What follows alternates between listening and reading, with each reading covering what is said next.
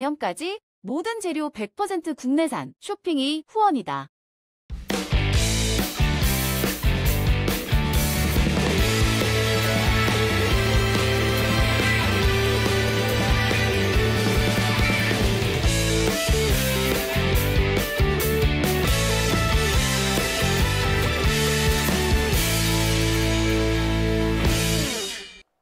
오밤중 뉴스 함께하고 계십니다.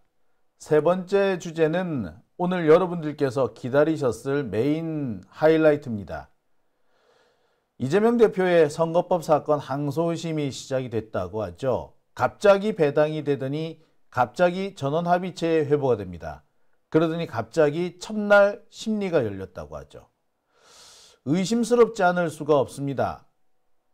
일부에서 떠들고 있는 파기자판 운운하는 얘기, 그 얘기는 말도 안 된다고 말씀드렸습니다만, 그리고 이제 와가지고 무죄를 유죄로 바꾸는 것도 쉽지 않다는 거, 글쎄 그거는 명백한 얘기겠습니다만, 하지만 이것이 조희대식 대선 개입이 아닌가, 선거 개입 의혹이 아닌가라는 지적은 피하기 어려워 보입니다.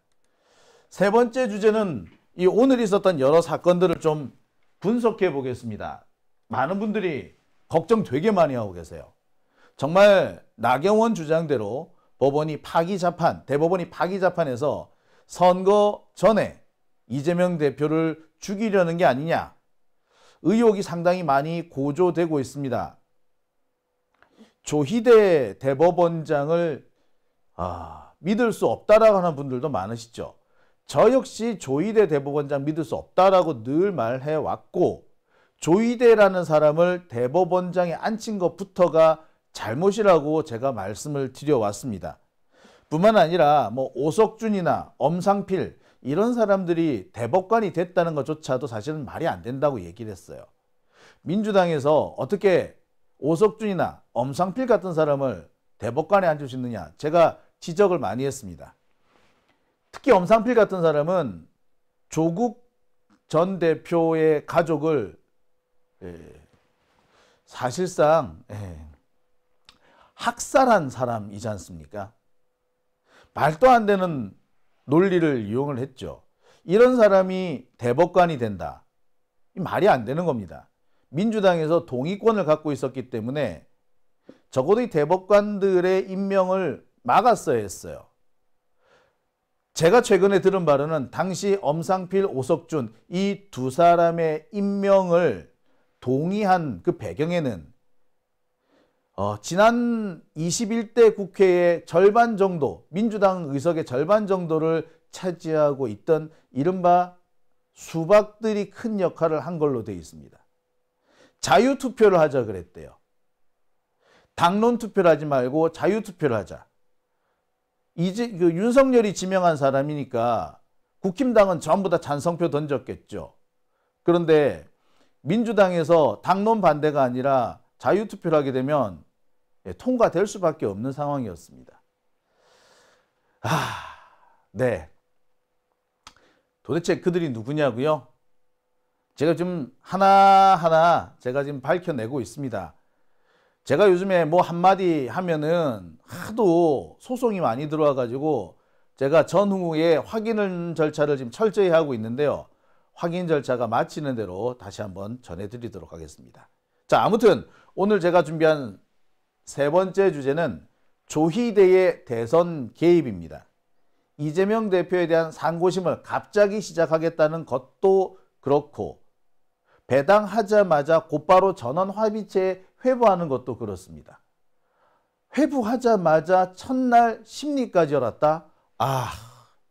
의도가 있어 보이죠. 자, 그 의도가 무엇인지 분석해 보는 시간이 되겠습니다. 이재명 상고심 시작, 조희대의 대선 개입, 제가 준비한 세 번째 주제입니다. 오늘 오전 상황입니다. 제가 오늘 오전에 이런 슬라이드 PPT를 준비를 했었어요. 자, 오전에 보도된 내용은 이겁니다. 이재명 공직선거법 상고심 배당, 주심 박영재 대법관. 이재명 대표의 공직선거법 위반 상고심 재판부가 결정됐다.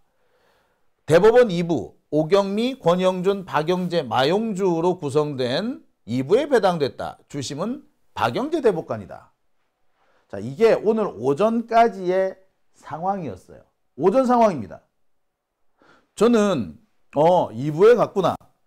하지만 저는 이미 알고 있었습니다. 이 사건 소부에서 다룰 사건이 아니라 전원합의체로 넘어갈 거다.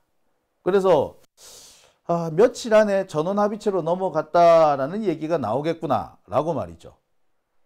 그런데 말입니다. 갑자기 오후가 되니까 전원합의체 회부됐다는 소식이 들립니다. 아니, 오전에 배당을 했는데 오후에 전원합의체를 회부했다고? 이거 뭐야?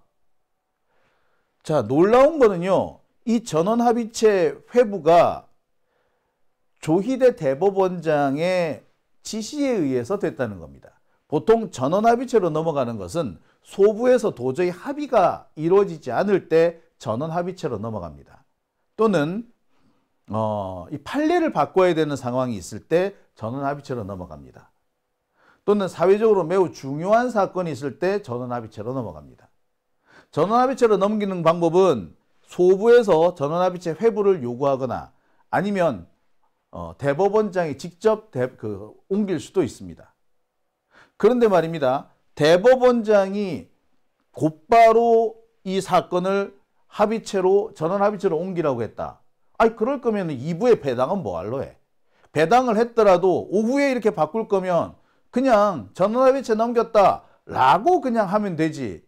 오전에는 2부, 오후에는 전원합의체, 이런 식으로 하는 거는 다분히 의도가 있어 보입니다. 오늘 하루 종일 이재명 대표의 상고심 사건 재판 얘기가 하루 종일 뉴스거리였어요. 언론 플레이를 했다는 의혹을 받을 수밖에 없습니다. 자, 다시 한번 말씀드립니다만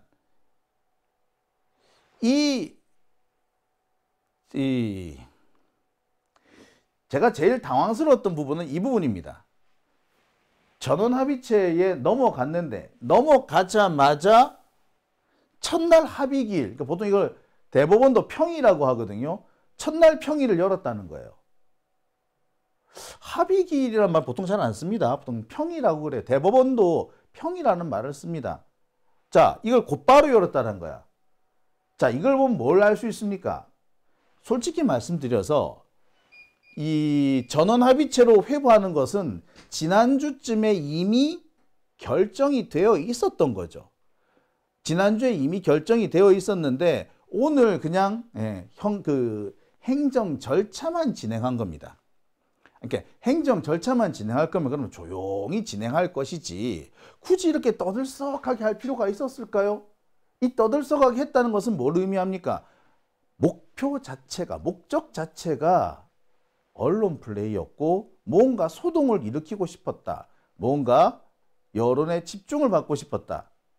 자, 이 과정에서 가장 손해를 보는 사람은 누구겠습니까? 당연히 이재명 대표죠. 다들 오늘 하루 종일 어떤 기사가 올라왔는지 아실 겁니다. 이재명 과연 대선 치를 수 있느냐? 이런 기사들로 점철이 되지 않았습니까? 다분히 의도했다라고 밖에 볼 수 없는 거죠.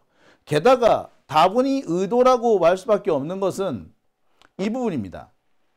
이번 사건의 경우 조희대 대법원장이 직접 전압 회부를 결정했다는 거 아닙니까? 제가 앞서서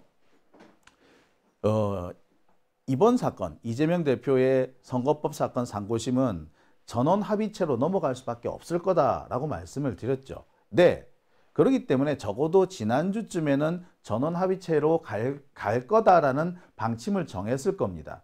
더군다나 소부에서 논의를 해서 전원 합의체로 넘긴 게 아니고 대법원장이 직접 전원 합의체로 갖고 오라 라고 했다면 굳이 뭐 2부에 배당을 했네 어쩌네 이런 절차를 지킬 이유가 거칠 이유가 없었어요. 그냥 곧바로 전압에 회부됐습니다.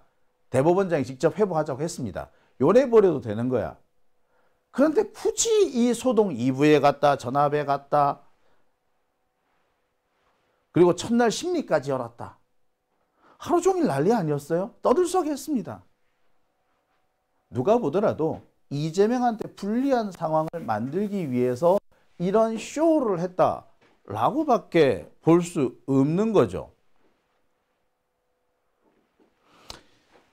솔직히 말씀드리면 오늘 진행된 이 뭐 전압 회부 요런 거 특이한 내용은 없습니다. 누차 말씀드립니다만 이재명 대표 사건은 전원합의체 가는 게 맞아요. 전원합의체 가서 결론 내리는 게 정상입니다. 그렇지만 전원합의체로 가는 과정이 되게 웃기는 거예요. 전압으로 가는 거는 그거야 당연한 거였는데 그 과정에서 쓸데없이 소동을 일으켜서 여론의 집중, 온갖 국민들의 관심을 집중시킨 겁니다. 대법원이 굳이 이런 일까지 할 이유가 없거든. 그냥 간단하게 이재명 사건 전압으로 회부했습니다. 대법원장이 직접 회부시켰습니다. 이래버려도 되는 거고요. 과거에는 그렇게 해왔습니다. 굳이 소부의 배당이 됐네 말았네 이런 얘기를 따로 하지 않아요. 디테일하게 백브리핑 할 때 사실은 2부에 배당을 했는데 대법원장이 가만히 보니까 전압으로 가는 게 맞겠다 싶어서 그냥 바로 전압으로 올렸습니다. 소부에는 그냥 들렀다가 왔을 뿐입니다. 요건 나중에 백브리핑으로 하는 거예요. 통상 그렇게 해왔습니다. 과거에는 그렇게 해왔어요. 근데 오늘은 왜 2부 갔다 전압 갔다 그리고 첫날 회의까지 열었다? 이거는 의도적인 쇼입니다. 긴박하게 뭔가가 돌아간다라는 그런 모습을 보이는 거죠. 당장이라도 뭔가 이재명한테 불리한 결론이 나올 것처럼 보여지는 거죠. 그러니까 언론들이 그 쌩 난리를 쳤던 겁니다. 특별할 것 같지도 않는, 특이하지도 않는 절차를 특이하게 만들어버린 거죠. 참 어처구니가 없어요. 다시 한번 말씀드립니다만 중요 사건은 원래 전원합의체를 갑니다. 조국 대표 사건 같은 경우에도 소부에 머물렀다고 합니다만 실은 소부에서 그냥 전원합의체로 바로 넘어온 거나 다름이 없어요. 또는 전원합의체로 갈 것을 처음부터 예정해 뒀던 사건이나 다름없습니다. 다만 아까 말씀드린 것처럼 당일날 배당했는데 당일날 회부하고 당일날 첫 회의까지 열었다. 요게 특이할 뿐인 거죠. 이런 식으로는 안 한다는 겁니다. 설령 이렇게 진행이 됐다고 하더라도 절차 하나하나를 공개하는 것이 아니라 최종적인 상황만 공개를 하고 그 과정까지는 이렇게 일일이 하지는 않습니다. 공개를 할 때 하더라도 전체를 다 한꺼번에 놓고 진행 경과를 쭉 설명을 하지. 오전에는 속보, 2부 배당, 오후에는 속보, 전압으로 회부, 저녁 때 또 속보, 첫 번째 회의 했어. 이런 식으로 하지는 않아요. 과거에는 보기 어려웠던 대법원의 언론 플레이인 겁니다. 그래서 저는 오늘 이 과정을 보면서 아 이거 짰구나. 미리 이런 짓을 하려고 장난질을 쳤구나. 전압으로 회부하겠다고 내정을 해놓고 형식적으로 소부에 배정했으면서 이것이 마치 단계 엄청난 일이 벌어지고 있는 것처럼 언론 플레이를 한 거구나. 오늘 이 쇼는 모두 언론 플레이를 위한 쇼였다. 마치 파기자판을 할 수 있을 것처럼 아니 파기자판을 할 것처럼 쇼를 한 거다라는 거예요. 참, 야, 오늘 어떻습니까? 실제로 보면 이런 내용의 기사가 쏟아지지 않았습니까? 물론 MBN 쪽에서는 좀 다른 내용의 기사를 썼다고 합니다만 대부분의 모든 언론에서 이재명 파기자판 가나 요따구 기사를 쓰기 바빴어요. 게다가 지금 언론들이 작정하고 이재명한테 불리하게 뭔가 사실을 왜곡해서 보도하려고 하고 있습니다. 오늘 이 기사도 대표적입니다. 이재명 선거법 상고심 28쪽 분량 답변서에 대법 심사 대상 아니야. 대법 심사 대상 아니야? 자, 내용상 보면은 뭔가 이재명 쪽에서 꿀리는 게 있다라는 식의 그런 뉘앙스를 보여주는 그런 제목이죠. 대법 심사 대상이 아니야? 자, 이거는요, 사실 법리로 따지고 보면은 그냥 평범한 내용입니다. 매우 평이한 내용이에요.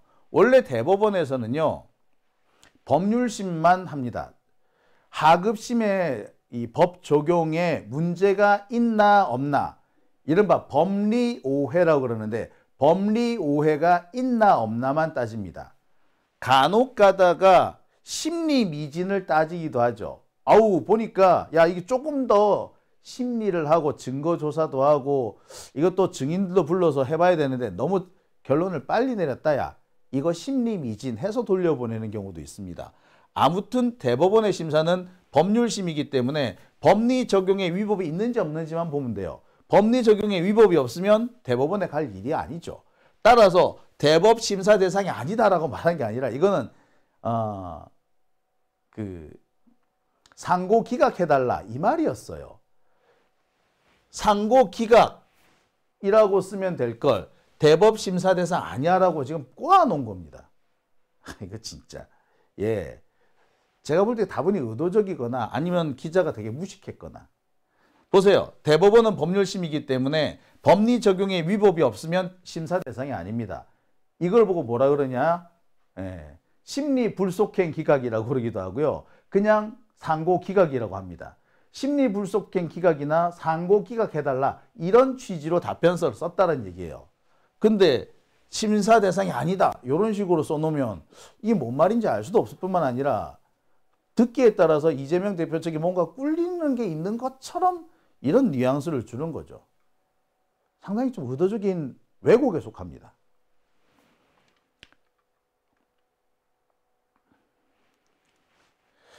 진짜 최악의 보도는 이런 보도였습니다. 이재명 선거법 상고심 사건 회피 신청 접수. 이재명 선거법 상고심 사건 회피 신청 접수. 이게 뭔 말이죠? 자, 그 밑에 보도를 한번 보실까요? 이재명 선거법 상고심 재판부에 회피 신청. 이재명 대표가 재판부에 회피 신청을 넣었다. 이 말이 돼요. 이재명이 주어로 보이죠. 실제로 이 기사 보면 이렇습니다. 이재명 전 대표가 선거법 상고심 재판부에 회피를 신청했다. 이재명 대표가 이런 걸 신청했던가요? 아닙니다.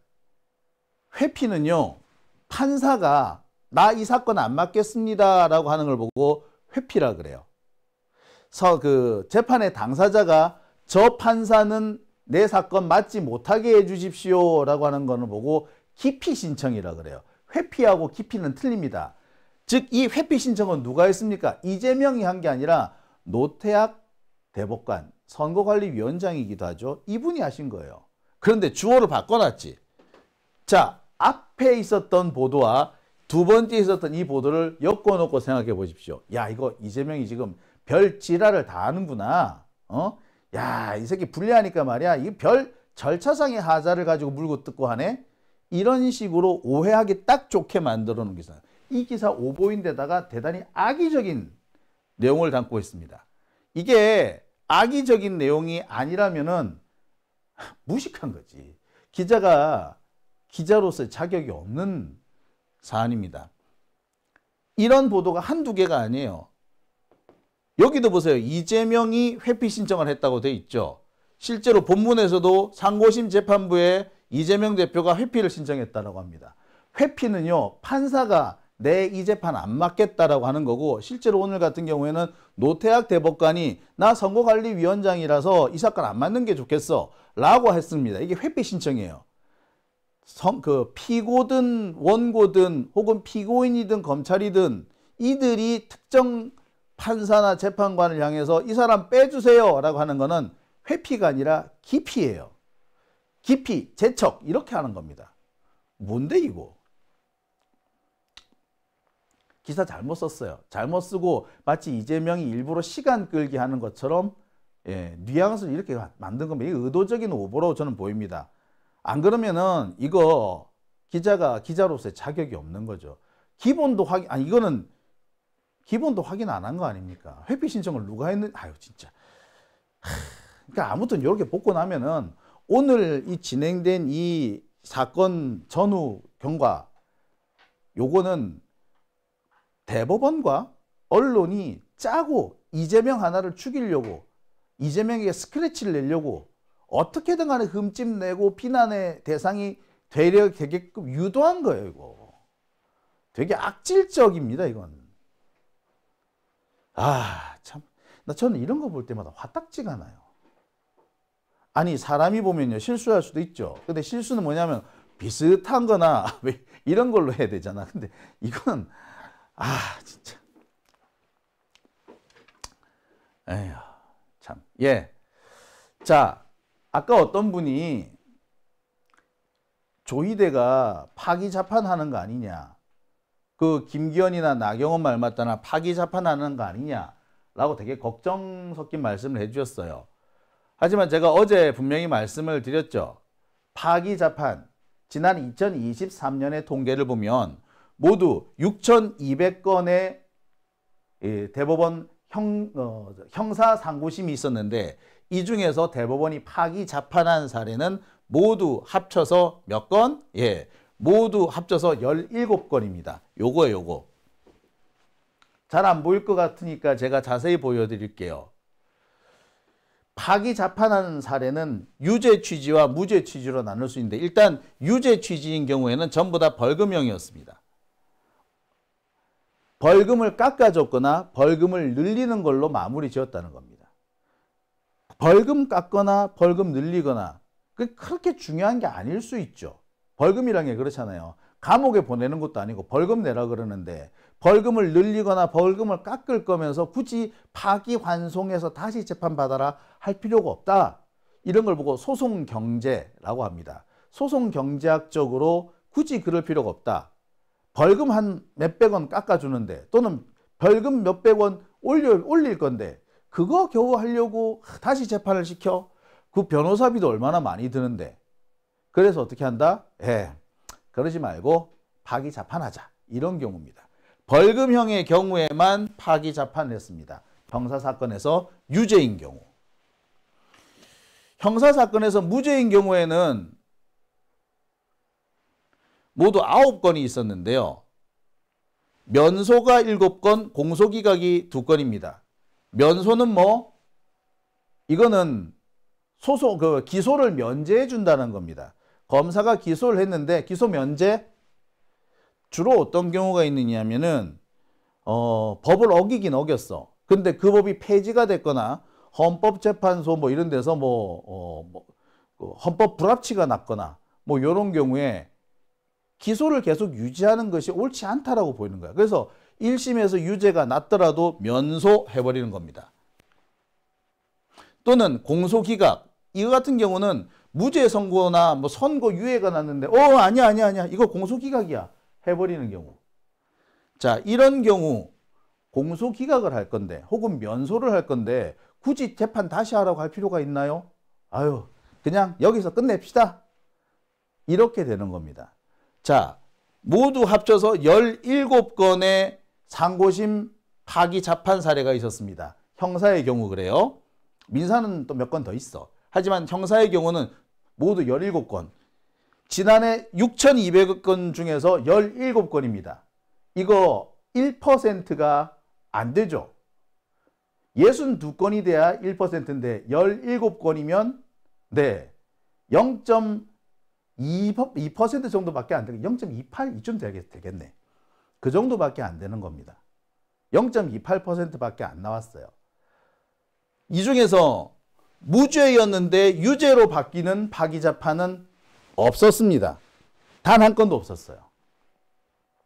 우리나라 사법 역사상 무죄였는데 유죄로 바꾸면서 파기자판한 사례는 대한민국 사법 역사상 딱 한 건 있습니다. 그건 제가 어제 말씀을 드렸죠. 즉 형사소송에서 파기자판을 하는 거는 원래 무죄였는데 공소기각을 해주거나 원래 선고유예였는데 무죄로 바꾸거나 혹은 벌금을 깎아주거나 늘리는 거 이런 경우에나 있지. 유죄, 무죄를 바꾸는 무죄였는데 유죄 이렇게 바뀐 경우는 없다. 아니면 유죄였는데 무죄로 바꾸는 경우는 있죠. 이런 경우는 있습니다. 전부 무죄를 때리면서 이거 파기환송심 다시 하라고 할 거 없이 그냥 여기서 무죄 때리는 게 맞겠다. 무죄인 게 너무 명백해. 이런 경우. 예를 들어 이런 겁니다. 제가 예를 들어서 어떤 사람이 살인죄를 저질렀다고 기소가 됐어. 1심, 2심 다 유죄가 나왔어. 근데 대법원에 떡 갔는데 그 사이에 진범이 잡혀버린 거야. 그럼 이 사람 어떻게 해야 돼? 대법원에서 파기환송해야 돼? 아니요. 굳이 파기환송이고 할 필요가 없지. 진범 나왔는데 이 사람 범인 아닌 게 확실히 되셨는데 그럴 때 어떻게 한다? 대법원에서 파기자판 무죄 땡땡땡 이렇게 하는 겁니다. 요런 경우는 있어도 그 뒤집어지는 경우 무죄였는데 유죄로 바꾸면서 파기자판한 사례는 없습니다. 누차 말씀드립니다만 형사재판에서 파기자판을 했는데 무죄에서 유죄로 바꾼 거 그러면서 양형까지 곧바로 선고한 사례는 우리나라 사법 역사상 딱 한 건 조봉암 사건이 유일합니다. 죽산 조봉암 선생의 진보당 사건. 당시 죽산 조봉암 선생은 북한의 간첩이라는 누명을 쓰고 돌아가셨습니다. 이 죽산 조봉암 선생 이분은요. 사실 한때 이승만과 아주 가까운 사람이기도 했습니다.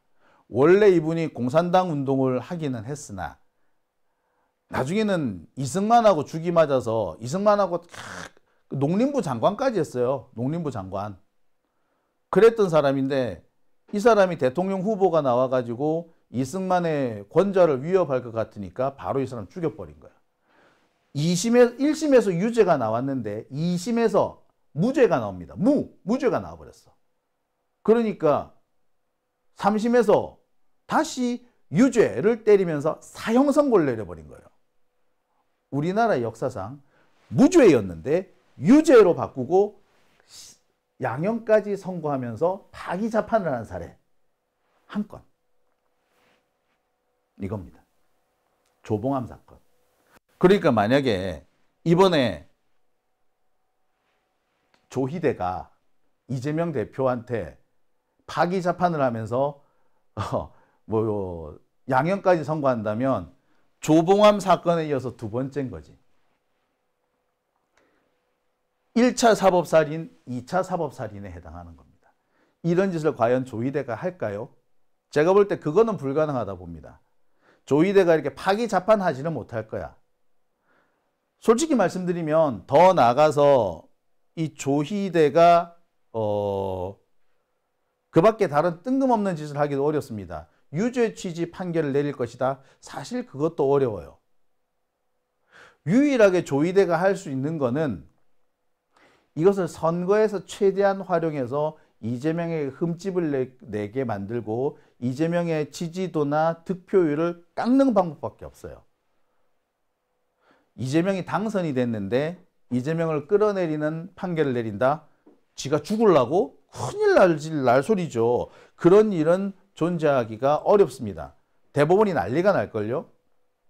자, 원래 사법에는 사법 소극주의와 사법 적극주의가 있습니다.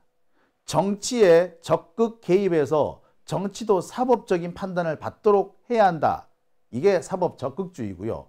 사법 소극주의는 웬만하면 정치 문제는 사법부가 개입하지 말아야 된다는 건데 가장 대표적인 사례가 당선된 국민의 선택을 받아서 당선된 국민의 대표를 함부로 자격을 박탈하는 그런 일을 하지 말아야 한다. 왜 그러냐?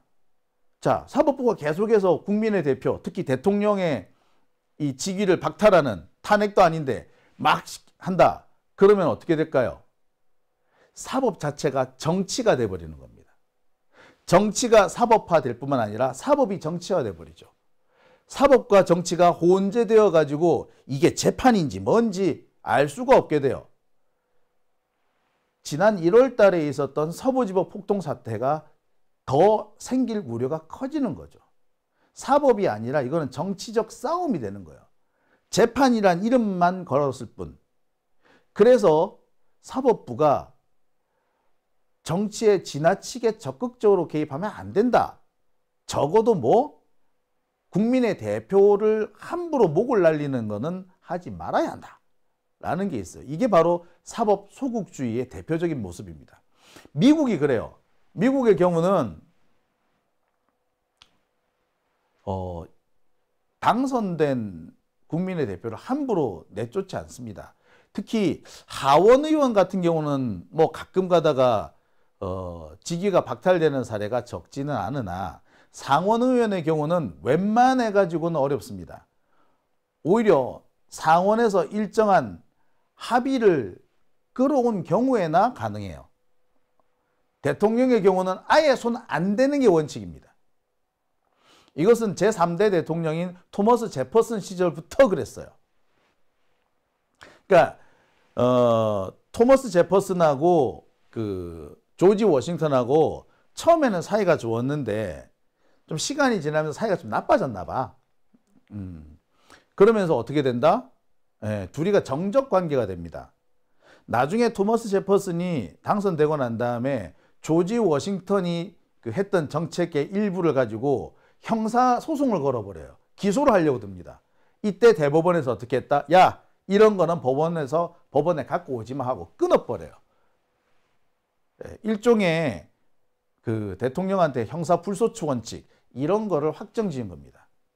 그러니까 정치적으로 결단을 내려야 될 문제, 입법의 문제 이런 부분까지 사법부로 끌고 오지 말라는 거죠. 윤석열이는 이걸 가지고 통치행위라고 하는데 통치행위하고 또 틀려요. 아무튼 자, 그래서 제가 말씀드리고자 하는 거는 이재명 대표의 만약에 이재명 대표가 당선이 되었을 때 대법원이 이재명 대표한테 위해가 되는 판결을 하기 어렵다. 그리고 대선이 진행되는 와중에도 그런 판결을 내리기 어렵다는 점 말씀을 드리는 겁니다. 하지만 법원은 뭘 할 수가 있을까? 네, 이재명한테 흠집을 내게 하고 이재명의 득표를 떨어뜨릴 수 있습니다. 자, 그 과정에서 그런 기회를 틈타서 뭐 한덕순이, 홍준표니 이런 애들이 역전을 할 수도 있겠지. 얘들이 노리는 건 이런 거예요. 솔직히 말하자면. 마지막까지 물고 늘어지겠다라는 겁니다. 이재명을 내쫓거나 그렇게는 못하겠지만 하여튼 선거에 당선 안 되면 되는 거야. 선거에 당선 안 되면 날릴 수 있다 이거지. 그거를 지금 노리고 있는 거라고 보셔도 과언은 아닙니다. 그런 의미에서 이번에 오늘 있었던 이 일련의 사태는 사실상 조희대가 대선에 개입하는 거라고 봐도 됩니다. 조희대도 쫄보기 때문에 뭐 정말로 또라이 같은 판결을 내리지는 못할 겁니다.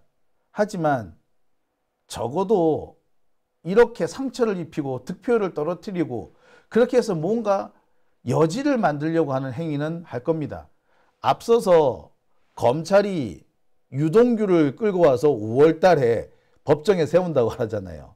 자기들끼리 뭔가 지금 열심히 음모를 꾸미고 있는 거죠. 우리가 해야 될 일은 이런 일들이 더 이상 진행될 수 없도록 다시 한번 감시하고 우리 여차하면은 이번에는 서초동으로 몰려가야 되지 않을까라는 생각을 해봅니다. 자, 여차하면은 서초동으로 갈 준비 하셔야 될 것 같습니다. 야, 이재명이 지금 이렇게 이 압도적으로 우세한데 아유 조희대가 좀 저런다고 뭐 뒤집어지겠어? 아니요, 그건 모릅니다. 여러분 지난번에 문재인 대통령 당선을 될 때 보셨어요? 문재인 대통령이 압도적인 지지를 받았죠. 하지만 당시 안철수하고 홍준표의 표를 합치면 문재인보다 많았습니다. 지금도 그런 상황이 벌어지지 말라는 보장이 없어요. 쟤네들이 지금은 이재명 대표의 절반밖에 안 됩니다만 대선 기간 중에 뭐 무슨 어떤 정치적인 쇼를 통해서 득표율을 확 끌어올릴지 몰라요. 지난번 대선에서도 보았듯이 우리가 약간 숫자가 많습니다. 민주 진보 진영의 결집도가 떨어지면 그것 때문에 대선에서 져요. 저쪽은 최대한 모이고 우리는 좀 덜 모이면 우리가 지는 거예요. 양쪽 중에 누가 더 자기 지지자들을 많이 끌어모으느냐의 싸움입니다. 지금 당장은 저쪽 당 애들 지지율이 많이 안 나오는 걸로 보이지. 아니에요. 한 달 사이 또 무슨 일이 생길지 모릅니다. 근데 그 과정 속에 조희대나 유동규나 이런 변수들이 끼어온다고 생각해 보세요. 이거 만만한 일 아닙니다.